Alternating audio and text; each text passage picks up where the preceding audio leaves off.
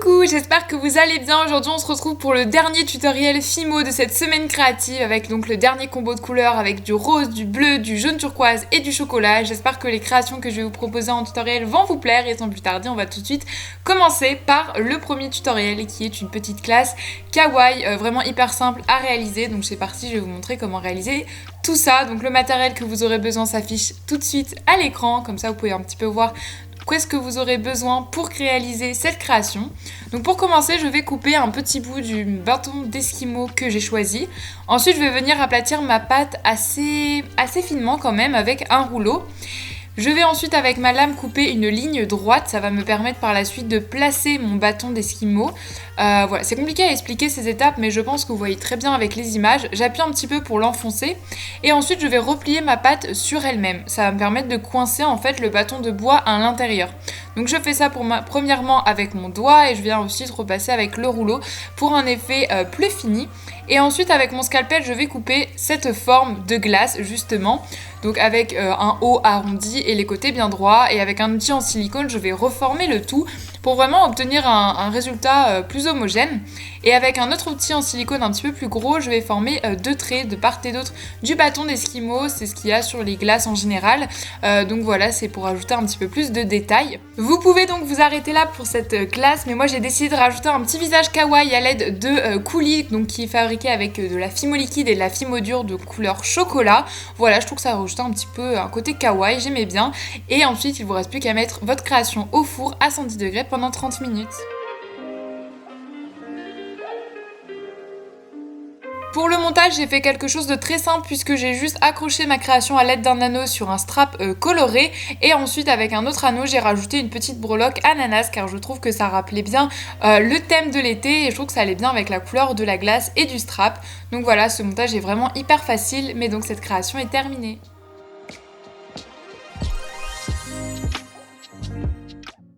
On va maintenant passer au deuxième tutoriel que j'aime aussi beaucoup. J'ai l'impression que dans toutes les vidéos, le deuxième tutoriel c'est mon préféré, mais bon voilà.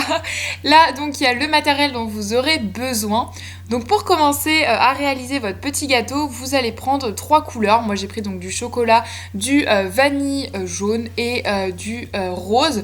Et j'ai formé 4 carrés, donc un chocolat, un jaune plus fin et pour les roses j'ai fait ça un petit peu plus épais.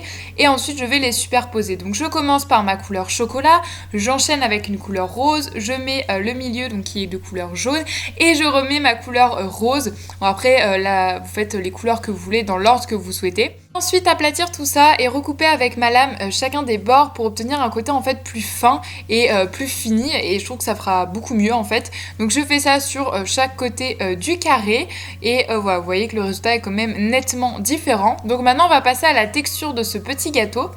Donc pour cela je vais texturer différemment chaque couche.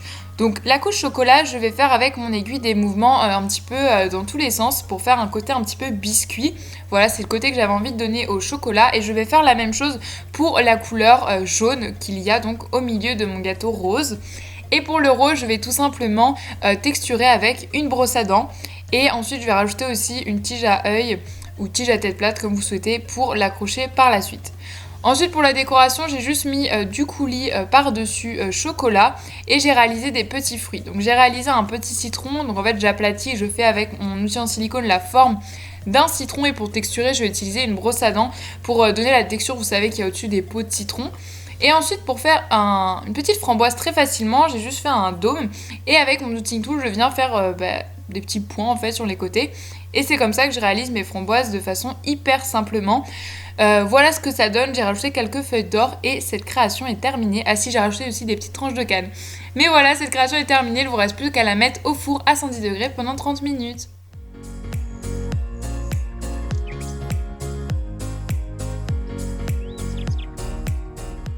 Pour le montage, je vais tout simplement monter ça sur un porte-clés. J'ai fait un montage assez simple, j'ai juste mis des petites perles et du ruban. Voilà, j'ai mis différentes couleurs de ruban que j'ai mis à une griffe de ruban par-dessus. Et ensuite, je vais venir l'accrocher avec un anneau tout simplement. Et je vais couper l'excédent de ruban. Vous pouvez aussi brûler les bouts des rubans pour pas que ça s'effiloche, mais je vous conseille de demander à un adulte. Donc voilà, ce résultat est donc terminé pour cette petite création vraiment hyper simple, mais qui rappelle quand même bien l'été. Et maintenant on va passer au troisième tutoriel et le dernier de cette vidéo et le dernier de cette semaine créative, c'est un petit attrape-rêve. Vous savez ma passion pour les attrape-rêves, donc j'avais très envie de vous montrer comment en réaliser un. Donc pour cela, je vais commencer par prendre en fait tous mes restes de pâte que j'ai utilisés pour les précédents tutos. Voilà, parce que ça m'évitait de faire du gaspillage et comme ça je vais obtenir un effet un petit peu marbré. Donc je mélange tout ça, j'ai rajouté un petit peu de blanc pour éclaircir le tout.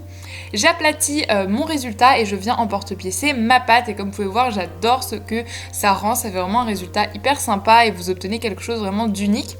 Je viens mettre mes clous comme vous pouvez voir, donc 3 en bas et 1 en haut, ça me permettra d'accrocher mes plumes par la suite. Pour le motif de l'attrape-rêve, je vais utiliser ces pochoirs de chez Graines Créatives que j'adore et je viens mettre des perlex. Donc les perlex c'est de la poudre dorée, voilà parce qu'on me demande souvent en commentaire. Et ça va créer donc le motif que vous pouvez voir d'attrape-rêve. Et là l'étape la plus satisfaisante c'est de soulever tout ça et de voir le résultat final.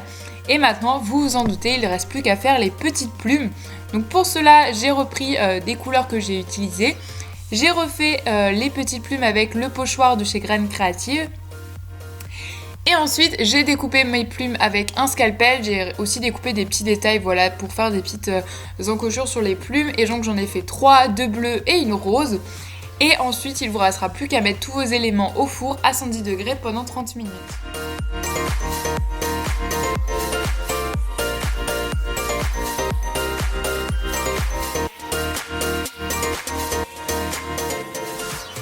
Pour le montage, c'est très simple, j'ai tout simplement agrémenté mon attrape-rêve de petites perles que j'ai mis au sein d'une tige à œil que j'ai refermée de l'autre côté pour accrocher la boucle avec mon attrape-rêve et ma plume. Et voilà, j'ai fait ça pour les 3 petites plumes et j'ai monté le tout en collier en juste rajoutant un anneau sur une chaîne avec au bout un mousqueton et une chaîne d'extension bien évidemment, mais ça je vous ai pas montré.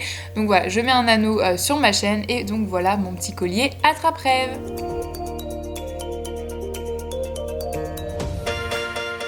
Et voilà, cette vidéo est terminée, merci de l'avoir regardée, merci encore aux personnes qui ont participé à cette semaine créative, là il y a pas mal de créations pour ce combo de couleurs, donc je vous laisse les découvrir et sur ce moi je vous fais plein de gros bisous, bye!